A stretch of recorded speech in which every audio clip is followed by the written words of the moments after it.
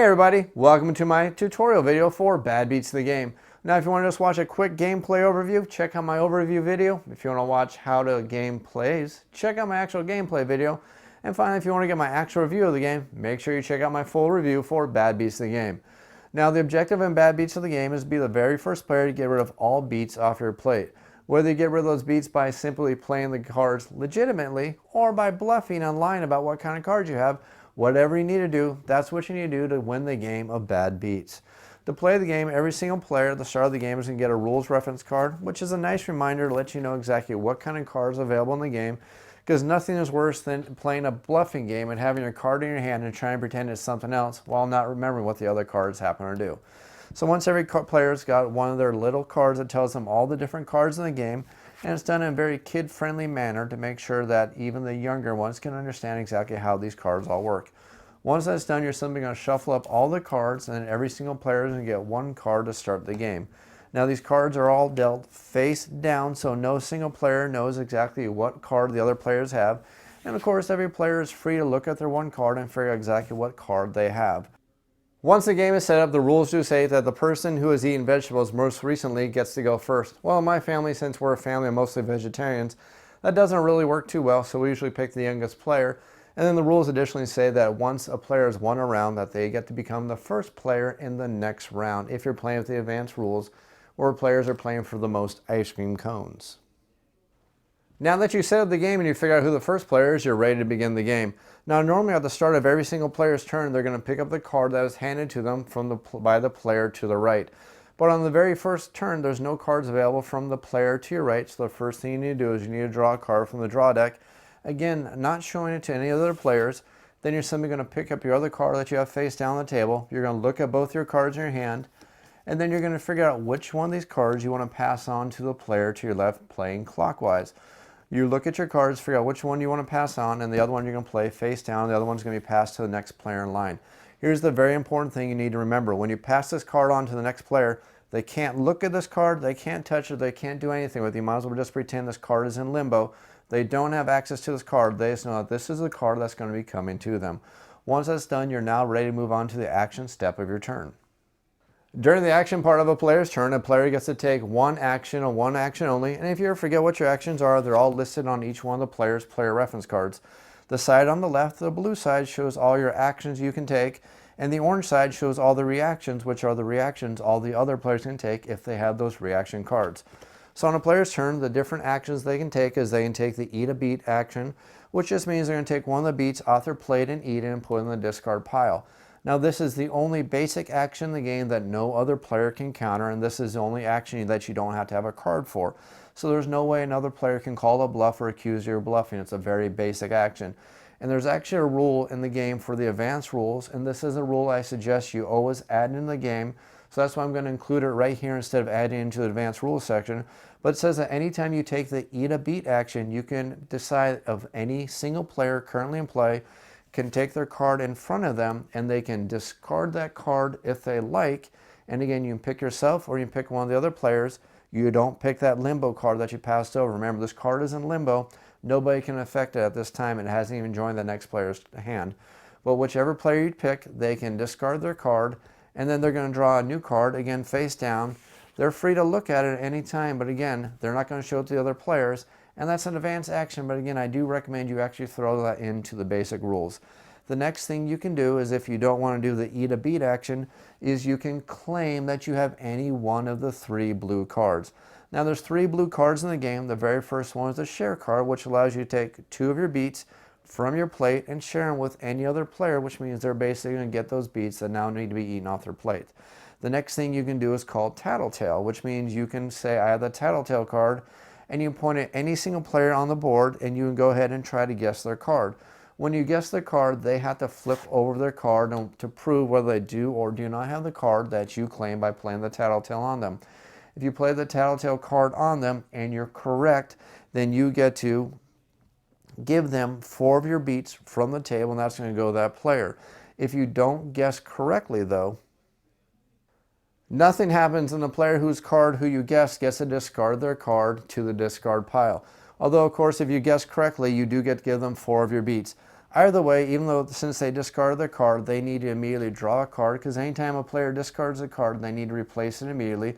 And this player is going to place their card face down, again, not shown to anybody, but they're free to look at their own card at any time because that is their card.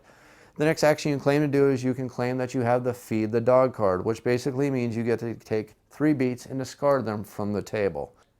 Those are all the actions you can take on your turn. Remember, there's the action of just taking 1 beet and eating it, which means you put it in the discard pile at the center of the table, and there's nothing else any of the other players can do. But the other 3 actions that actually have cards related to them, some of them can actually be interrupted by the other players if they happen to have the correct interrupt cards. Now, there's 2 cards that can be interrupted. There is the Feed the Dog card, and if another player plays the copycat card, after you play the card and claim that you have that card, they're free to actually reveal this card and play it. And if they do it, they get to get rid of 2 beets. Additionally, along with you getting rid of your beets also, there's also the Tattletale card, which means that if you play the Tattletale card, they can go ahead and play the Nut card on you, which means that you play Tattletale on them, and they're going to go ahead and reveal their Nut card, which means that instead of you giving them 4 beets, they're going to give you 4 beets, totally counteracting your Tattletale card. Now again, there's only 2 reaction cards in the game, and it's very easy to recognize them because they're the orange cards, and they can only be played as a reaction to another player claiming they have a blue card. Now I keep using the word claim, and the reason why I say claim is because this is a bluffing game. Because on your turn, you're going to claim that you have one of these 3 blue cards. You don't have to have it, you're just making that claim that you have it. Now, after every player's had a chance to do their reactions, every player gets a chance to decide if they want to call your bluff or not. And here's where we get into the bluffing mechanics of the game. Let's say, for example, I decide to claim that I have the share card, which means I get to take some of my beets and share them with another player. After all the players get the chance to decide if they want to do any reaction cards that they may want to do, unfortunately, share action doesn't have any reaction cards, but if I did, for example, play Feed the Dog, and somebody wanted to play one of the reaction cards, they could, but after everybody gets a chance to play the reaction cards, we're going to move on to the call the bluff phase, which basically means after I make my claim what card I have, every other player gets a chance to call my bluff.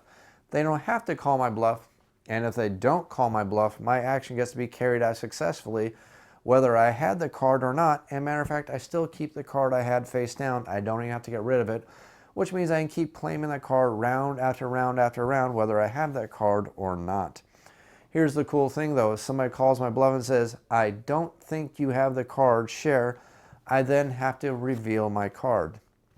If they call my bluff and I was bluffing, I was lying, the person who called my bluff gets to discard one of their beets to the table, and my card that I claimed I had doesn't even go off, so I would get my beets back, meaning my turn was completely wasted because I didn't get a successful action.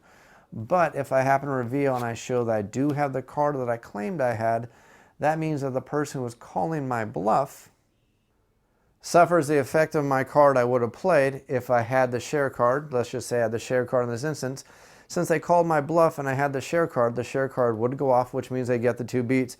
And plus, since they called my bluff and I actually had the card I said I had, they would gain an additional beet from the draw pile on top of that, which is where the bluffing mechanics of the game come in. Now remember, anytime you reveal a card and you're forced to discard your card, you immediately drop another card to replace the card you finished. And that would be the end of your turn or the end of your action, and that would be the end of the bluffing action, and that would end the turn, and we'd get to move on to the next player who would pick up the card that was in limbo, plus the card they had in front of them. Again, they would look at the 2 cards they had, figure out which one of these cards they want to pass on to the next player. Again, that card would be in limbo. This player would put their other card face down, and then they get to take their action of claiming whatever card they have, or just taking the basic action of just eating 1 beet, which will allow them to force another player to discard a card. This is going to keep going on until one player finally manages to get rid of their last beets.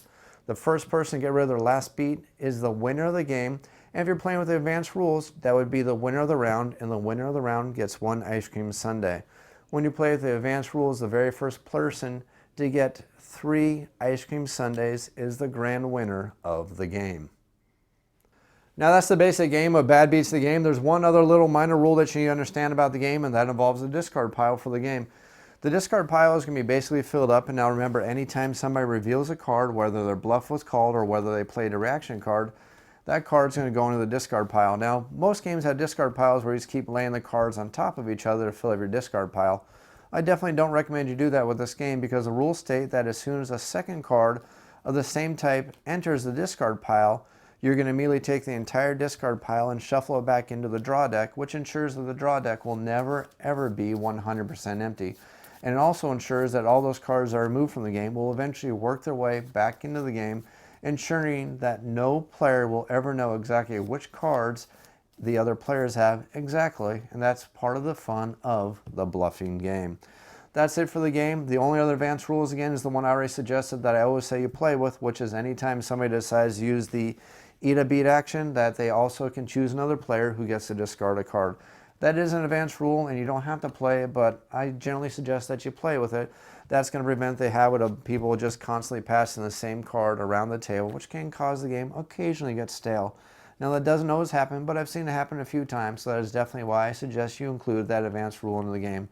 The other advanced rule for the ice cream cones you don't have to include in there, but it always adds more fun to the game, and the game plays more than quick enough with that advanced rule even in place that I would definitely suggest that you also throw that advanced rule into the game.